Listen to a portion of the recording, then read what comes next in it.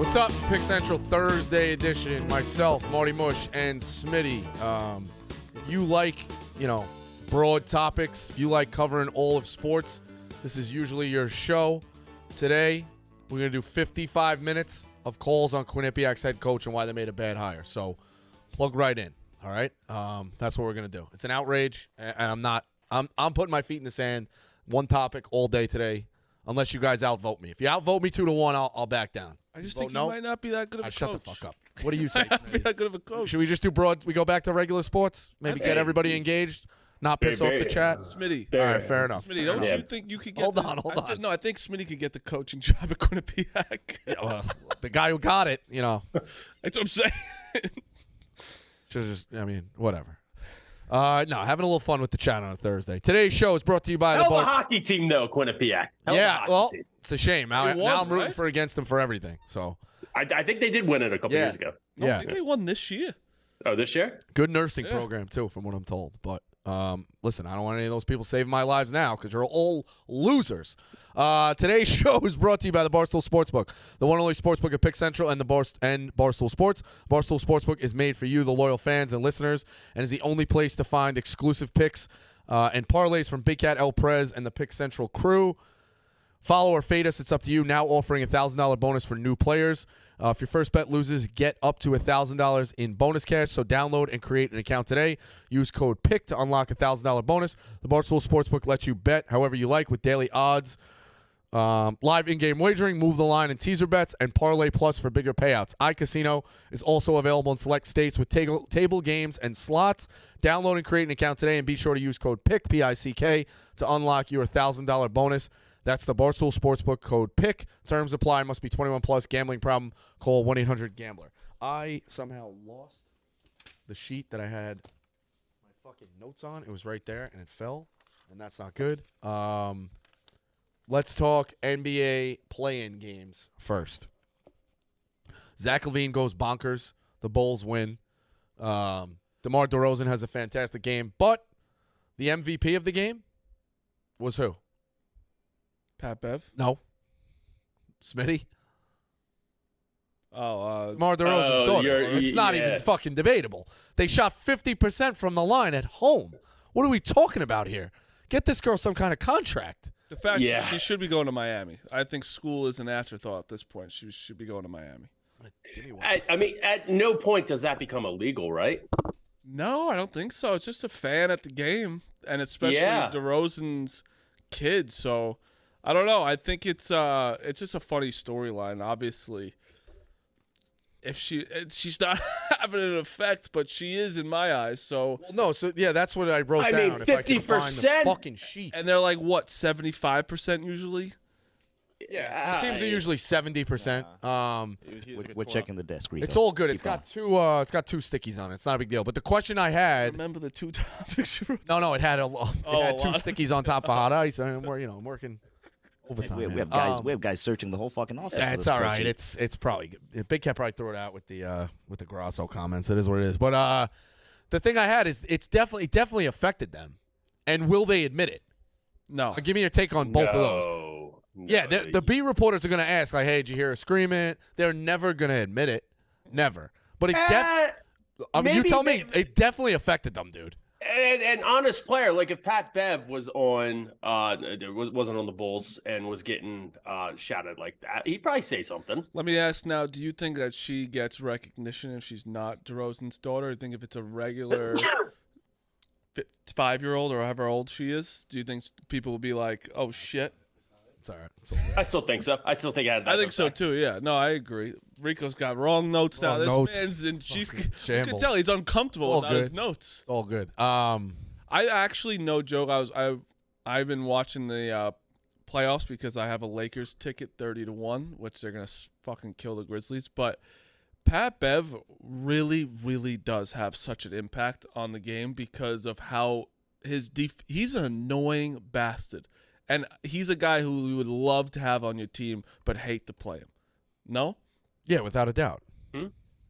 Yeah, it's a lost art. The guy he's always been like that. He's just in your face, and he also made, like, Patrick Williams was in people's faces defense. I think he makes these younger guys, and I think you got to give him credit because I heard him talking about it on the Pat Bev show. It's like he could have went to the Warriors or the Bulls, and he's like, I'm going to go to the Bulls because they're young, and I can get them a playoff push, and it'll be like, I did that. In the Warriors, it's like, well, Steph did it and Clay did it. You know what I mean? So I respected him going the hard route and then also going to Toronto, and because they were dead in that game, dead in the water. Yeah, and we talked about it yesterday, Mush, when you weren't here. See if you agree with me. But, like, the Bulls, yes, DeRozan had, like, an MVP-type year last year. Like, for him, he just basically topped out. But they were putting asses in the seats last year. And the only difference this year was Ball being out, and they kind of regressed, along with DeRozan kind of regressing. If Ball was there right now and you had Caruso coming off the bench or Beverly coming off the bench, they'd be right in there for the East. That's what I was thinking last night when I was watching the game. I was like, they got talent. Got good pieces, man. Like, they have a deep bench, and, like, Levine looks like a legit superstar. And, like, it kind of is. I think he is, too. That's why I was kind of sad. I was like, damn. They're a 10th seed? Like, I don't think that they're that bad, especially in the East. I thought at least like a 6 or something. That lobby is a scene right now. Fucking Frank Walker. First off, that scene yesterday was out of control. Whatever, that's off topic. Sorry. Frank is killing me today. He said, you know what he said this morning? He said there was an excuse, like everything's an excuse. He's like, a player's dad died. Like, there's always excuses with him. My friend, I asked him honestly. I said, Frank, if the player himself dropped dead, would you say that's an excuse? He goes, yes. Yeah. I was like, all right, I'm kind of done with Frank. But you would 100%. You're right. No, Beverly. Shout out Darren Ruff. Nice little RBI double last night. Yeah. No, Conforto's killing it too. It's insane. So you're right. Pat Bev is definitely a presence for Chicago. I would like them in the playoffs if they win the next one now. To the West, what the fuck is going on with Zion Williamson? All right, so I have. How do you describe this? Like, he's not well enough to play. How does he not know there's going to be cameras around? He's going out and doing these dunks that look like he's in a dunk contest. Well, you know what happened? Ben Mintz got Barstool Pelicans night canceled because he's been destroyed the sportsbook, and Zion he just lost all credibility. So let me ask you guys a question. So, because I wrote a blog and everyone's like, oh, is mental health not a thing to you? I'm like, no, I understand what mental health is. But when you have mental health issues or whatever is happening with him, this is why teams need a common sense department. If you a day before say, I do not feel ready to play, and then in a do or die game where your team is going on the court, you should probably not be dunking the ball before in front of people. Do it at the practice. Do it somewhere. Like, if you're trying to work on yourself, do it in private, because then people are allowed to be like, what the fuck are you doing? So I think you can't have it both ways. You know what I mean? Yeah, I just think he's dumb. Like, I think, and to describe. I get what he means. Like, he wants to be on the court and be Zion. I get that, but you can't just go on the court and then look like you're completely fine. How would you describe his, I guess, this whole kind of situation, this just apathy to play? He's always hurt. He's back. Like, bizarre. In describing it in one word, is it bizarre? Is it like lazy? Is it on Zion? Is it on the medical staff? Who's to blame here, Smitty? If you're a Pelicans fan, who's like on the chopping block? How much percentage are you putting on Zion? If you're a fan, like what? It's very very weird. It's bizarre. It's tough to say why these guys don't want to play when they're healthy. That's the thing I'm kind of getting at. Like, he's an unbelievable talent, and it'd be great for obviously the Pelicans, but the NBA as a whole if he's out there. But we're getting into bust territory with him, unfortunately. And if he comes back next year and is the MVP, which he's like, I mean, he's probably not capable of doing that. But like, if he puts asses in the seats again, yeah, sure, okay, he's back. But capable of that. I don't know next year. They won't give it to him unless he has like an above and beyond year above everybody else. They just won't give it to him. Can I ask why the Pelicans have to pay him after seeing something like that last night? Well, I mean, I know that gets into a murky territory, but did you follow the Ben Simmons saga for 2 years? You still have to pay. It's still like you gave him a contract. What do you mean? I know. I'm just saying. I don't know I how. held back, Rico. I Like held passive back. physical, like you can play. I don't know. When you do something wrong at work, do they still pay you? Except for 1 month. Strap. I walked into that one. But I'm saying, I understand what you mean, though. Like, seriously, like I get what he did last night. Stupid, in my opinion. But I think that, well, wasn't he? He was an All-Star this year, right? Like, he was in the All-Star game? Like, he got voted in? I don't know. The Pelicans started out hot, like really, really, really hot. Yeah. But let me ask you a question. Do you think the Pelicans were also like, listen, we're a 9 seed. We're not going to win the championship this year. I think it's partially the Pelicans as well. I think it's partially like, why are we going to even rush him a little bit when we have no chance this year? Especially if he's going to come back for one game. Like, do you think that's also partially the Pelicans as well? Maybe. I could see them kind of babying him a little bit. But I don't know. It's a weird, what you said, the playoff game at that point. The word is bizarre. It's really bizarre. I don't usually, like the whole Ben Simmons thing. You know, guys are healthy, they don't want to play. Like I don't get. It's not like the olden get a times lot of this where it's like they don't have that competitive edge where they're like, fucking, I want to go out. Yeah, and on the flip side though, I guess I do see that a lot of owners and GMs and teams are looking at these guys as investments. So how do you keep the miles on or how do you keep a car fresh? You don't drive it as much. Zuck. No, you don't push it as much. So I kind of get that a little bit too. Like, hey, we need this guy for our future. Let's not burn him out. Let's not hurt him. Don't play meaningless games. Load management. I kind of get a little bit of that. But also, is it? You also have to answer to fans, and those are the people putting money in your pocket. So it's a tough balance. Like I see a little bit of the GM side. I see a lot of the fan side. Being a fan guy and somebody who just wants to watch the games and watch the best players. I do see a little bit of a balance there. Is it a possible phenom thing where guys like Zion and Ben Simmons are regarded as the greatest thing since sliced bread, since they're like 10 years old and get their circles around them telling them like, yo, you're the best, you're the best, you're the best, get caught up with maybe the wrong people advising them and they just mentally like can't handle it? Yeah, I think that you're usually Zion's been getting his dick sucked since he's in 7th grade. He's had 1 million followers on Instagram since he was in 6th or 7th grade. So then all of a sudden, people start calling you a bust. People aren't always so happy for you now, and then I think that fucks with them a ton. Zach, can you look up how much Zion Williamson has made so far in his NBA career? Because I'm pretty sure it's an outrageous amount. This could be completely wrong, and I have no research. I've heard he's missed more games than LeBron and Kobe ever have so far already. I don't know if that's possible. Yeah. I want to look that up, too. I'm going to challenge that one. All right, let's challenge it. Because Kobe and LeBron missed most of the year one time, but then again, But also he has as well. Yeah. So let's look that up, too. I think it could be true. Well, you would have to know. So how many years has he been in the league? First year he made 9. After that, 2 seasons he made 10, then 13. So I mean, my arithmetic ain't that bad. Ain't that? NBA salaries too are a little bit skewed. Like Gary Harris makes more money than fucking like Tom Brady, some way somehow. Maybe not Brady, but like some of the best QBs in the NFL or players in the NFL. And how many? We have any idea? So what is that? How many seasons is that? Am I counting? 1, 2, 3, 4. 4 seasons. All right, so 4 times. Was there a lockout? Was there COVID? 4 times. Remember, he started late in his rookie year. He came in late in the season, and COVID happened. He came in late in the season because he was hurt, correct? Yes. Remember, Marty was saying in 20 games he was better than Ja Morant. I remember that. Right. LeBron James. There's a lot of things like that. Zion Williamson is probably He's not now. Well, I mean, Ja Morant's got his own problems. Yeah, I don't know which one. So that's 4 years. Let's say 320 games is what it's supposed to be. How many games has he played? LeBron's missed 70 games. Ever? That's what it's saying on the internet. I don't know. LeBron's been almost 17. He's only missed a total of 70 games, which is an incredible feat for a player. Also, 70 games while healthy or 70 games total? It's a big difference.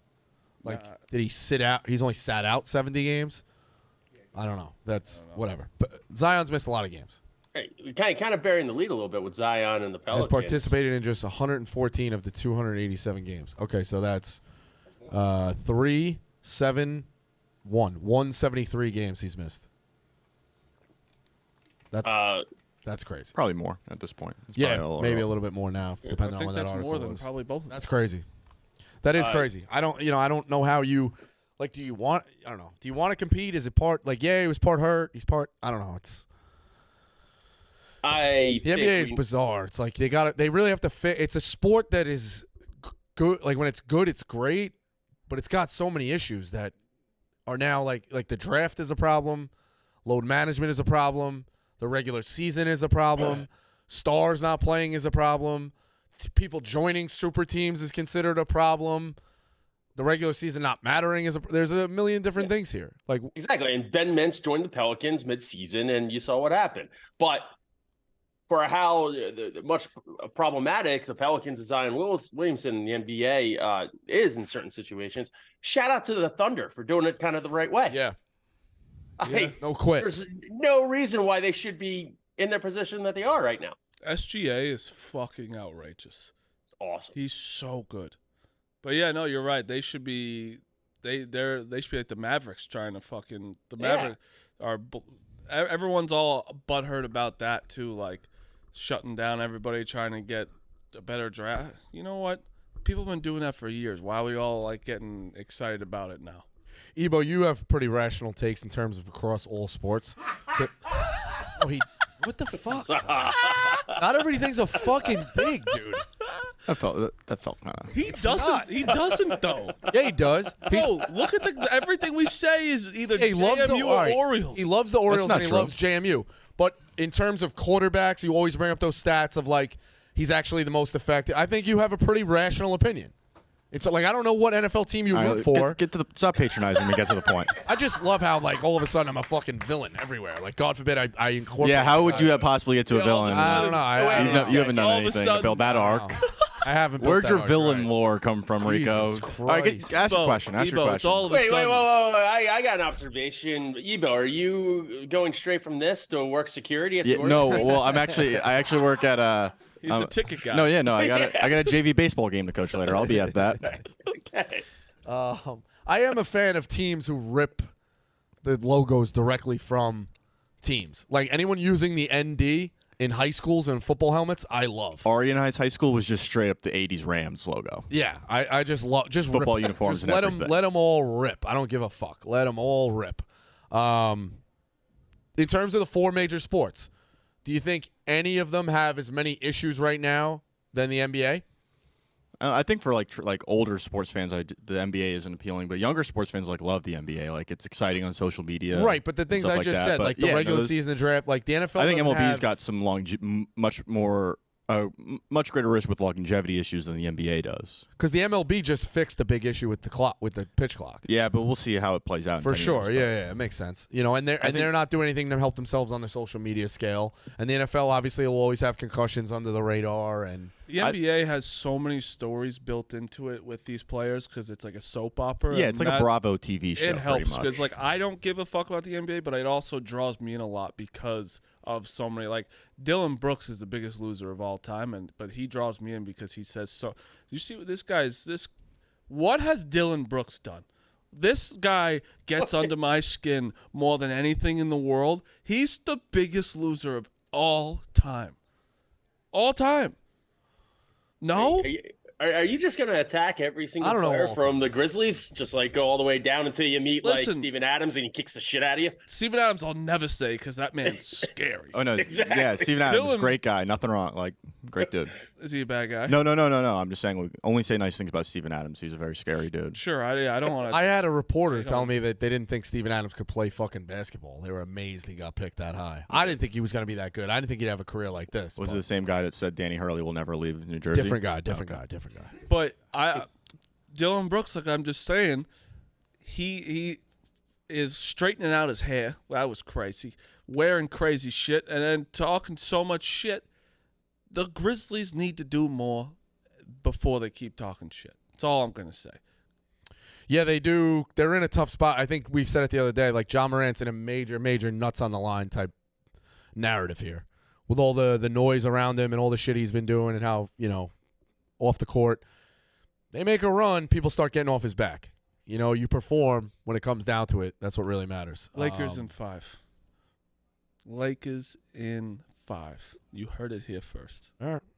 It's not. I don't think it's that high of an outcome. We did the series things the other day, but all right. So tomorrow night you got more play-in games. It kind of sucks we don't have any tonight, but I you're so right about this shit. Like, the Lakers played on Tuesday. They're playing Sunday. Well, they won to get in. I know, but it's still Sunday. It's like no, but think of it this way: the last time the Knicks played was Sunday, and now they open their series Saturday. Yeah, it's the same thing. I'm just what I'm saying. Well, you're gonna get time off for the playoffs. But my question is this: so all right, so who won? Wait, so Miami played. Oh, that's what. Wait, when did Miami play? Yeah, so Miami played Tuesday, and Minnesota played Tuesday, and they play Friday again. Oh, that's because the Bulls won last night. All right, yeah, I guess you need a day built in. It sucks we have no games tonight, but either way. Smitty, how do you feel about Nick Wright's? It was his opinion, and he wrote something that the 76ers lose to the Lakers in the championship. So we discussed this. One of 5 teams I have 5 teams that can possibly win the championship, and it'd be like, okay, anything else would be a shock. And I think we said Lakers, Suns, Celtics, Bucks, and Sixers. Who's the fifth out of the West? No, it wasn't the Sixers. There's a fifth that would fuck. It was like the Sun. Who is it playing in the West? Clippers. No. Grizzlies, Nuggets. No. Nuggets.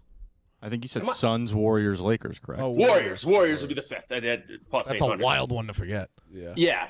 I said there's said no way the Sixers can have the ability to win because they can't beat Boston. Too many teams to beat in a row. Yeah, I agree with that. Even after that, you got the Bucks, who they match up okay against, but then you got to beat them, and then you got to beat. It's just a lot. I like the Sixers this year. You know I really what? Do. I'm talking myself into it. They're the 6th team that can possibly win it all. They definitely can win it all. And you wonder why? I've been listening to a lot of Philly sports radio the past couple of days, and there's some good homer points that have been thrown out there. Number one, they started out the season 0-3. They were 12-12. You know where they've been since? 42-16. Yep. They've been one of the best teams in the NBA. They got 54 wins. Harden's legs are fresh as fuck right now going into the playoffs, which is a huge point. You know, it's gonna be tough. It's gonna be tough, and I don't love it. But if they can beat the Celtics, they can beat anybody. They can get over that hurdle. They can do it. And I've talked myself into number 6. You know what? Fuck it.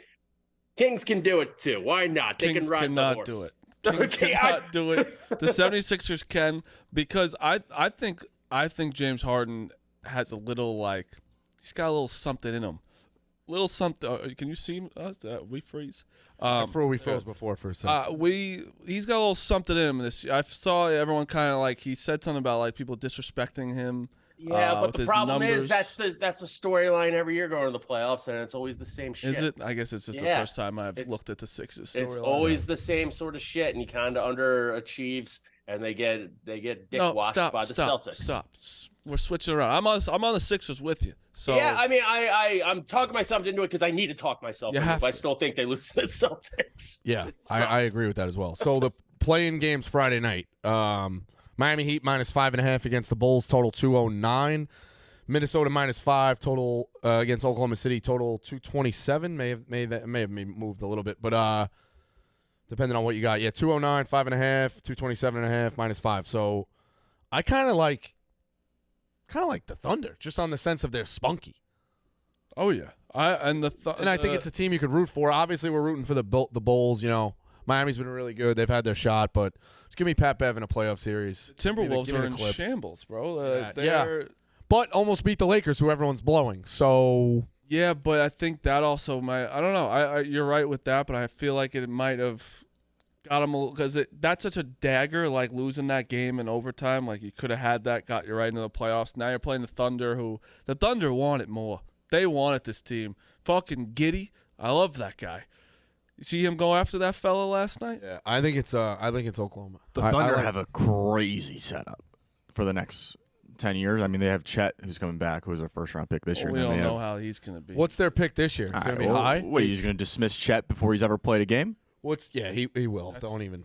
Yeah, of course.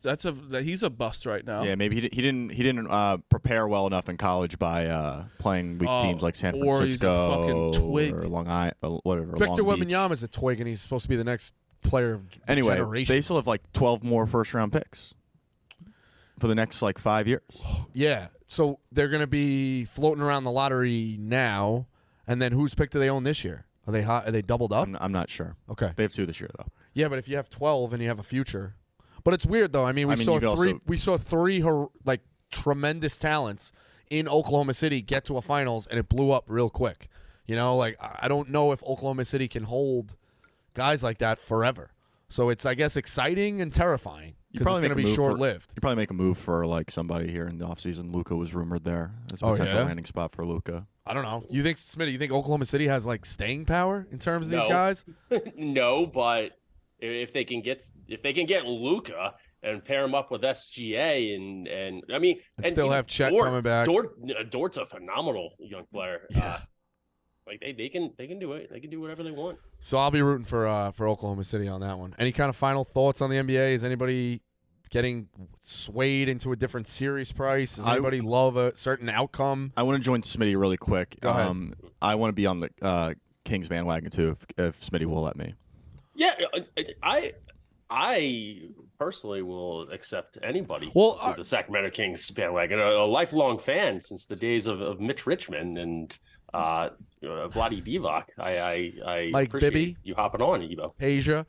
So that's a fun, I guess, kind of hypothetical one.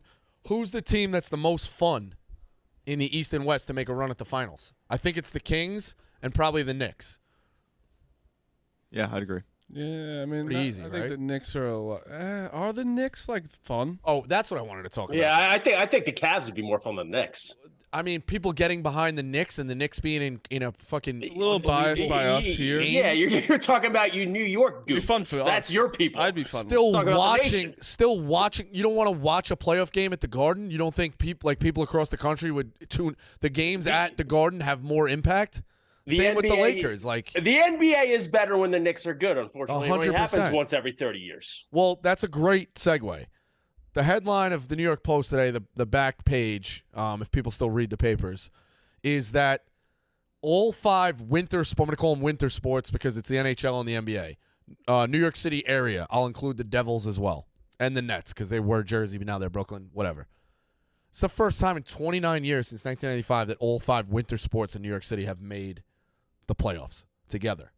Now, that's both, the way I kind of described the blog was exciting and, like, embarrassing. Well, yeah, for sure. You know, you look at New York sports, it hasn't been great. The Yankees were a perennial all-star, a perennial championship team. They're still, like, there, but they got to deal with a 13-year drought, which they didn't think they would have ever done going through those 90s and 2000s teams. The Mets are a true contender, but it does feel like the window's closing inch by inch with every more bizarre injury and blowing leads to the Braves and 2 teams in the division. Two teams in the division winning a World Series and another one getting to the World Series in our same kind of window in the Nats and Braves winning World Series and you, Smitty, Phillies getting there. So it's kind of grim for the Mets, even though the window is kind of open. The Giants were celebrating just getting to the playoffs because we haven't been great in a while. The Jets are a whole other fucking story. And now you got all these winter teams. Like, it has been grim. So it's good that everything's exciting. It's good that the Garden's not going to go dark. It's good to see Frankie Borelli acting like a fucking maniac. But I knew it was bad. I didn't think it was like this. And I guess all 5 is kind of a hard thing to do. But it should be 2 every year. It should be 3 every year. Like, is that a stretch? Smitty, I know you hate on New York. And no, Marty, too, you weigh on this. Like, is 2 or 3 making the playoffs every year in New York a stretch? I don't think it's a stretch solely because how the NBA and NHL is designed. Like, it's just naturally easier to make the playoffs in NBA and NHL than it is baseball and football. So you should have 2 or 3 in there. That makes sense. No, it is. It's definitely. I think you hit it right away. I think it's embarrassing at first because it used to be cool to come to New York. Now it's not. But it is cool though that we're a little back, like the Islanders in, Rangers, Devils are in. I can't believe that. And I thought they were really hot to start the year. They were. They were. I just can't believe They that the Devils they weren't supposed to be that good. Jack Hughes is an absolute menace. Yeah. But Rico, then the chat's saying this a little bit. Has the Garden lost its iconic luster? I think so, a little I bit. don't think he does. Well, okay, in what sense? Why are they Yes. saying that? I have my take. Obviously, my original take, big picture of why people do not want to play for the Knicks is because you're selling them on the history and the glamour and the 90s Knicks and how good all this was and, all that savior stuff. The kids now at 18 to 22 have never seen the Garden or the Knicks be relevant at any place. 25 years old, whatever it is. So, those guys in free agency meetings, yeah, they understand the business, but I think it's closed the gap a lot of how much you can earn. I mean, the biggest star right now in the NBA, or one of the biggest stars right now, plays in fucking Milwaukee. You know what I mean? Yeah. The NBA has done a great job of getting these guys paid in crazy-ass markets. So the gap closed real quick on the Knicks. And I also think, they haven't ever seen them good. Well, So there's nothing that they I want to go there and win championships. They don't know anything about it. And my other take, sorry, No, you're good. is that the Garden, when it went nice, lost a little of its luster to I don't know. I'd say the same thing about Citi Field. I like that Shea was kind of a shithole. And I know you can't justify that to your season ticket holders, but the Garden kind of looks like a corporate building a little bit now, and I don't love it. I like that it was a shithole. I like that there were purple and green seats, At the Coliseum. and people still went. I don't know. I kind of like the Garden as a shithole a little bit. I So know I'm what you interested to see why they're saying the Garden lost its luster. Those are my two takes. I don't really know if it lost its luster, but I think you're right because it hasn't seen anything winning in a while. But you're also right with it's like when these 18-year-old kids, why they want to go to St. John's. It's like They've never seen no them good. idea. It's like Yeah. or Biggest college basketball games that have been played in New York Patrick City Ewing. in the last 10 to 15 years have involved Marquise Noel and fucking Zion Williamson when Texas Tech plays Duke. It's all regional or Jimmy V or random occurrences at the Garden. It has never once been a big game at St. John's. you know what the real reason is why people don't want to why taxes. It's crazy though. I'm not even kidding. A lot of players don't want to. Patty the Batty didn't want to fight in New York because it's half my shit's all my winnings are going away, and that's a crazy thing. A lot of Tyreek Hill, he went to Miami because of there's no state tax. That's a real thing that's happening in sports. Am I wrong? I can see that making a little bit of sense.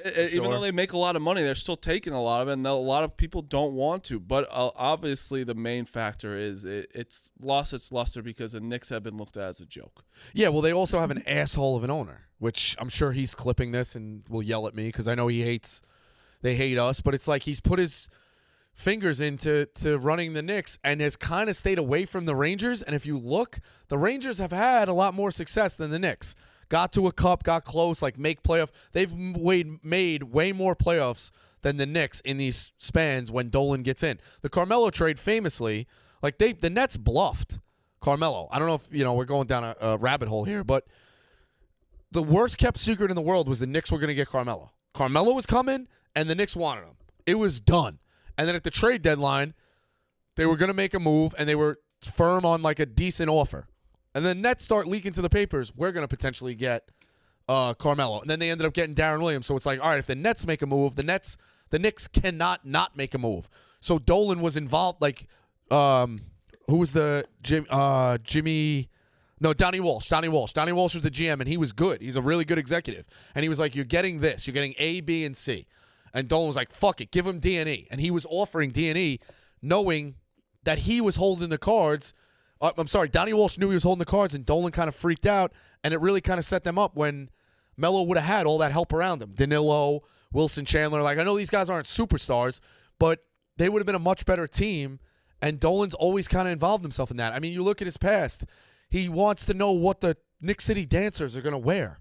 He makes high-level executives go to his shows. He's got fucking face technology at the Garden if you've ever sued him or said one bad word. He gets press clippings. This is a fact. He gets press clippings from every paper delivered to every high-level executive and himself every morning.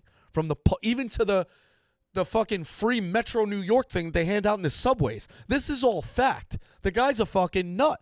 That's why I think. So imagine being in a meeting with him. No. Would you say that James Dolan is like maybe like reading the comments and Yeah. blocking okay, people in real fair life enough. and maybe taking the comments a bit too seriously? Fair enough. Fair enough. Fair enough. I was laughing a lot today. But I'll tell you what, if I was controlling other people's livelihood and trying to win a championship, I probably wouldn't do maybe that's a little crazy. This guy's trying to win a championship and is in charge of a hell of a lot of other people. I'll say though. Yeah, I'm crazy, but it's in my own fucking head. It ruins my own. It ain't ruining your life for now. Way I go, but I think the Knicks right now are doing something good though. Where like Jalen Brunson's a likable. And they're not fucking up trading the picks. They're not. They're doing a good job of not unloading all these picks for I just don't make the move for Kyrie. Like, don't do the stupid trade. I like what the Knicks are doing. They're not near. I think eventually they can get back to it, but you just need one guy to want to come to New York. What is their take, Smitty? Why the Garden lost its luster? Sorry to put you on pause like that for such a long period of time. But there were a lot of points to kind of unpack on that.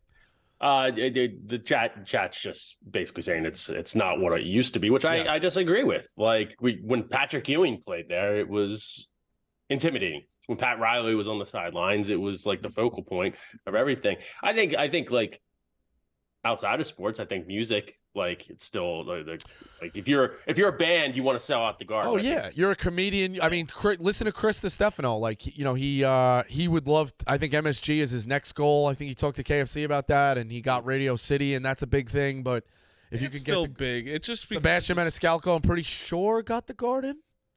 Could be wrong. Did he get the Garden? So let me ask this. But I mean, and these kids coming here from the tournament, like you felt that buzz during the Big East, man. You always do. And the Big East final was Xavier and Creighton. It doesn't matter. Like the Garden resonates to everyone when it's cooking. But it hasn't been cooking in the NBA. What stadium right now would be considered the new Garden? Is there one? That's the thing. There isn't one. Like you can't replicate the Garden. So I think Boston Garden might be close. Okay. Maybe. I mean, the Staples Center still kind of gives me a little like they do the right thing of keeping it dark, and that's what the Garden does too. It's great. It makes it a stage. They dark the sides and the fans and just light it like you're on stage, which is interesting. Every other place, like you go to Philly, the whole stadium's lit. It feels like you're you're standing on the sidewalk at 3:00 in the afternoon. Staples lost a little luster with the name change to me. Yeah. What is it now? Crypto.com. Crypto. It's just. When is that fucking gonna go under?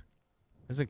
All right, bro. Hey, don't go after crypto now. You're going after everyone else. Might as well name it fucking Enron. The Enron Arena. We got 30 more minutes here. Who else do you hate, Rico? Some people Bitcoin, Dolan. Just saying, it got hot real quick. You might as well name it Enron. There's still some people in crypto, Bosco. All right, fine. Let me ask you a question. Because I asked Jordan Bohannon, I was like, listen, when you played at MSG, you're from Iowa. You're not. You played there? Yeah.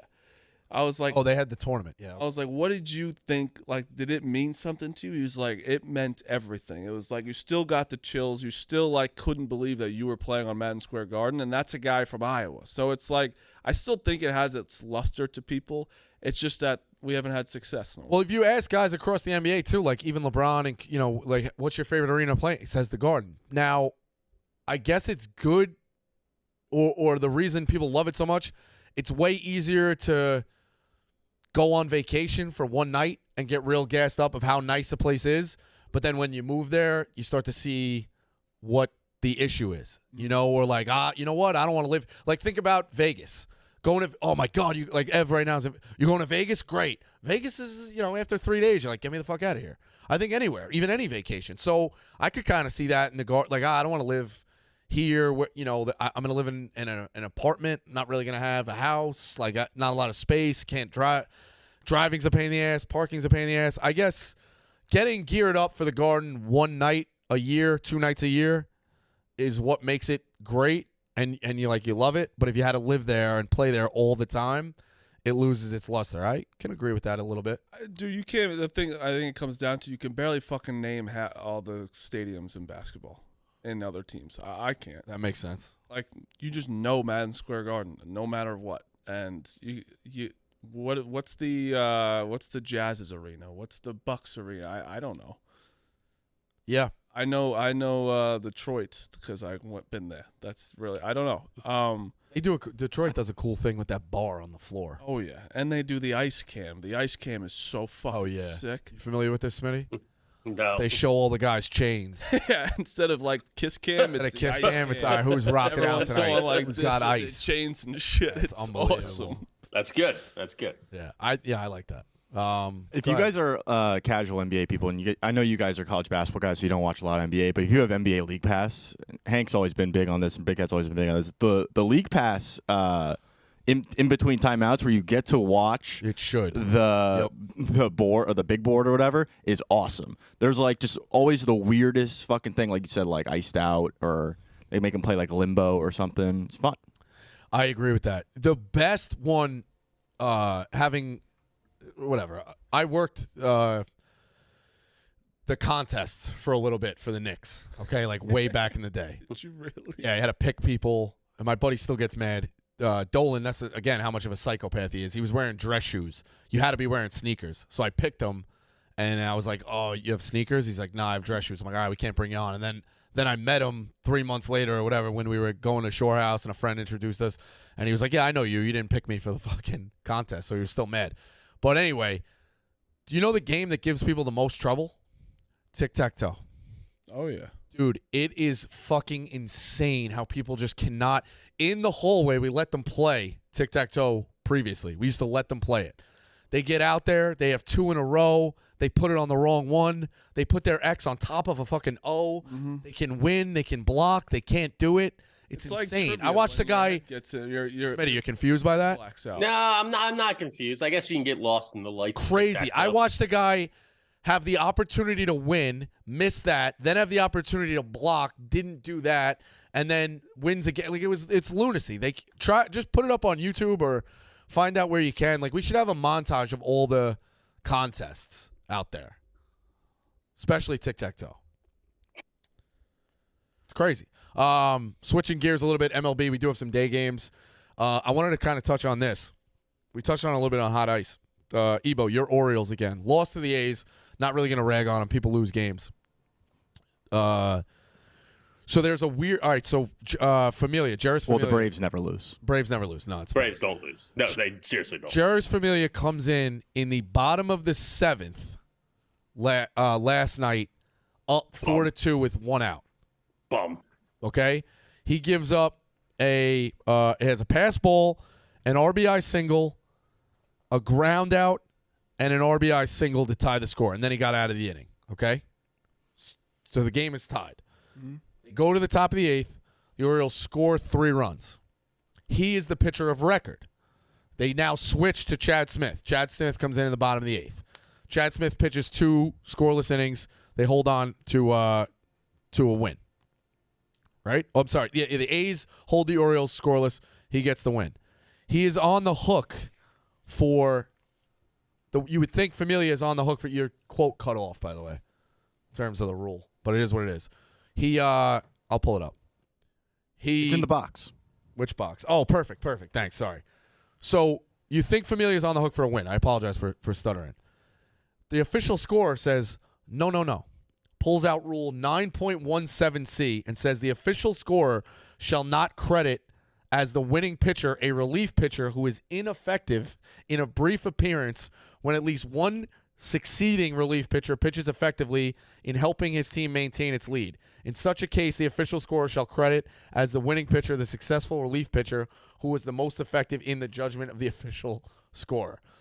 A lot of things to unpack here. One, the official scorer doing this is a major flex and was probably trying to hold on to this rule for what, 10 to 15 years? Yeah. As long as he's been an official scorer. 2, is it fair or foul, I guess, that Familia got his win taken away? He must hate Familia. Yes. I mean, he was ineffective. No, Smitty, he was ineffective. That's like Doesn't he matter. gave up as many runs as he got outs. That's like Frank being the scorer. Like he just had a vendetta against Familia, 100%. That's just it's a funny thing, but it's so like who knew that's a rule? And then I know it's great. And then if you're Familia in the locker room and you find where the beat reporters or you look in the box score and they say, "Hey, we took away your win," like you kind of can't act like an asshole. because you have to kind of be like, all right, yeah. It's like when you get pulled as a starting quarterback. Like Smitty came in for the win, like, and you're like, all right, yeah, it's great for the win, but you're livid. So like he would show his hand to Chad Smith, like, yeah, you got the win, you pitched lights out, but I sucked, and I'm mad I got my win taken away. It's an interesting thing to kind of navigate. This had to have happened 1,000 times in like the last 5 years, and the official scorekeeper didn't do anything about it. It's a familiar issue. Fuck it, I don't care. Well, yeah. Well, not many people probably know. The official scorekeeper probably doesn't even know this rule. Well, he definitely does if he pulled it out of his ass. This one does. Yeah. Yeah, I would think a lot of official scorers don't know. And especially the A's. A's are going to win 40 games. Like, you can't get mad about one of your wins. So it's an interesting spot for Amelia. I just think it was such a flex by the score. Hey, such he's a bum. flex. He's a bum. He is a bum. Smitty, what'd you Like think? the guy who knows all the rules to, like, board games. It's like, well, that's how do you do that? Next week, since I got food poisoning, Smitty, if you're still around, we're playing Monopoly next week. Yeah, I will be. I will be around. I'm excited. High flying capitalistic adventure. Let's do it. Two things. One, what'd you think of the Phillies pitcher being like he doesn't agree with the beer sales after the 8th inning or something now? Listen, it's not gonna like make a lot of people happy, but I think the NFL as well should look at how many people leave a stadium probably boozed up. Well, let me ask you a question. I do think, like, how in a 3-hour setting do you really need to have 27 beers? Well, let me ask you a question. 22 like, Middleberg also said this as well. If you give him an hour in between, is that bad for you? Does a bar cut off beer at 2 in the morning? No. And it's like it's kind of like you got to be an adult and don't drink. But do 30,000 people leave a bar at the same time every night? No, I understand. That's a good point as well. I understand. It's both sides. Matt Strom, reliever, who's now a starter and a fucking good starter for the Phillies, said that, and he's entitled to his opinion. Yeah, and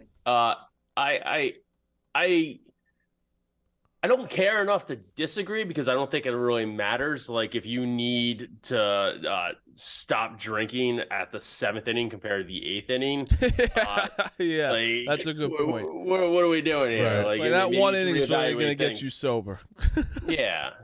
Well, that's something I'll never understand either. Like, I've had friends and people go to games. It's like, oh man, you went to like that game. You know, the Giants clinched against the Panthers, or oh shit, you were at that Mets comeback. It's like, oh yeah, dude, I blacked out. It's like, well, what the fuck's the point of going to the game? I actually really don't drink at games. I'll have like maybe I don't think I've ever gotten blacked out of the sporting event. I just don't. If you're gonna go to the game, don't you want to watch the game? Yeah, that's what I'm. That's not me being a fucking square. That's me being like, dude, you paid $300 to go to a massive game. You're not gonna remember it. Like, you don't have any interest. I guess people are more casual fans than me. People or whatever, people but like to go to games as like an event where I'm like, I actually want to enjoy watching the Yankees. I don't want to be hungover the next day after going to a Yankee game. Folks, different strokes, but I have one more question. Yeah. Well, one I want to Did you see my food poisoning when I was throwing up? I had a fucking bathroom attendant just talking to me the whole time. These bathroom attendants, I paid them $10 to leave. It was literally a Curb episode. I was like, I can't have you in here. I'm literally dying. So I thought that you would enjoy that because bathroom attendants. Weren't you in your house? I don't get confused. No. I ate Chipotle here, and then I haven't seen my college friends in a while. We went to catch steak, and I sat down, and it was about like 7 o'clock, and I just started getting really hot. And then around 8:30 during the dinner, I went to the bathroom. I went to the bathroom 4 different times, and the 4th time I was throwing up everywhere. And the bathroom attendant's like, "You again?" I'm like, "Bro, yeah, it's me again. I'm dying." Yeah. And then I went on the train with my friend, got off the train after 2 stops, threw up all over the tracks, and then went home and kept doing it. Yeah, it was a tough day for myself. I don't know. Bathroom attendants to me is kind of out on that whole game. You know they're a union? No way. Yeah, they got a union, and I respect that. I respect that. But who for bathroom attendants? Who makes them be hired? High-end places really like it. They have to hire them. I think. I don't know. I don't know how it works. It is funny when you walk into a bar where you're not you're in a bar and you're not expecting a bathroom attendant to be. Like you walk in the bathroom, and you're like, wait, why does this bar have a bathroom attendant? The bathroom's like one stall. It's like, why the fuck are you here? This place is disgusting. Marty, when I lived in New York in like 2010, the first time around, I got food poisoning the other way at a bar. Oh, yeah. And there was a bathroom attendant. God. And he was not happy that I was shitting all over the place. He's like, don't you understand? This is my work. This is where I work. Yeah, I'm like, sorry, buddy. Man, what do you want me to do? That's basically what he was telling me. I'm like, bro, I'm dying. Like, I'm not sure what you want to do. Last question, what I want to say. Are you that impressed with the Rays? If played the school of the blind. But it's still baseball. Anyone can win any game. I'm impressed that you win every game, obviously, but they really haven't. I would be overly impressed if it was a team like the Orioles or like a mid-level team or like the Diamondbacks. Like, holy shit. This is how the Rays play baseball. They take care of teams that are average or below average, and they just happen to win their first 10, 11 ball games, and they'll probably win today again. They played the Red Sox, the Tigers, and who else? The A's.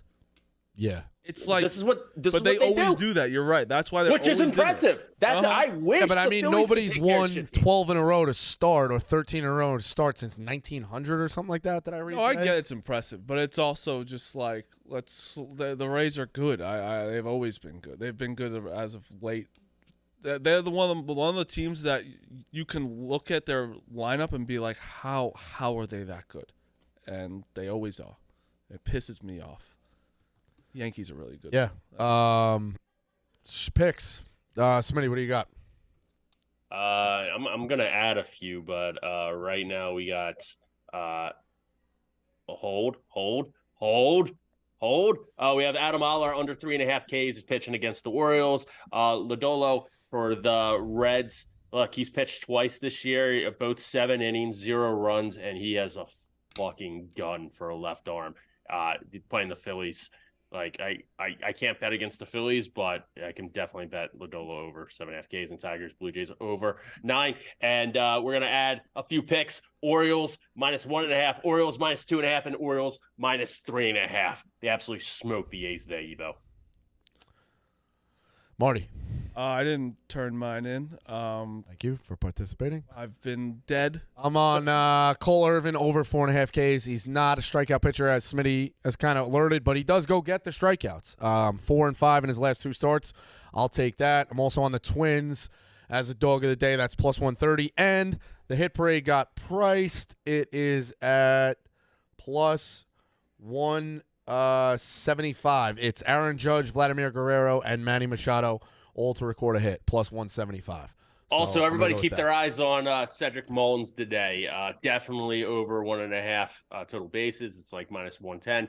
But a home run, stolen base. He's live today, baby. He's live. Yeah. Anything else that kind of jumped out? Anything for the weekend? We do have. What's up? I was going to say I also like Gunnar Henderson to get right today. Yeah. Yeah. Nice. He's got his entire career to get right. What are you pointing at? Yeah, it's something. What's up? I don't know. You don't know who that is? No. You should know. Wait, Rico, you don't know That's who sad that is? you don't know, and I know. That's so sad. I don't. Rico. All right. Put your hat on. Put your Oh. Anyway, moving on. Yeah, let's move on. We'll figure it out. I don't know who the fuck it is. Wow. I gotta know who it is. I'll let you know. I'll just ask this: on my team or not on my team? I'm pretty sure he's on my your team. He's on your team. Okay. You got to remember that when I put on that hat, I am very much a pink Boston fan. Like the girls who wear the hat and they couldn't name you one player, they leave the game. I don't really. I'm be honest. I don't even participate in the scorekeeping. Oh, I know. Which I know a lot of people are going to get mad about, but like I don't spend a couple of hours. Look at me, and I know who that is. On a Tuesday in November. Yeah, but he's around from your parts, Marty. I live in my world, and I know who it is. Though he should know. I thought he's your representative. I don't know the Marty. players. I just know that when I say I'm rooting for that team and I wear my jersey, it gets fucking a rise. say it. It's a rise out of the people. and gets people going. So that's all I'm about. You're just there the to clicks bump, and the bump numbers. elbows. But I don't really watch the games, man. I don't know the players. I will say I wish Dave wasn't in Italy because I feel like he would have been at the fight next to Trump during that, and it would have been an electric. Him and like Kid Rock would have been unbelievable. I still don't know who that is. Still don't, huh? Wow. I told you I don't really. I don't either. I just get the people riled up. I'll tell you after the show, Rico, and I think if I tell you, you still won't know who it is. Yeah, probably. I'm telling you.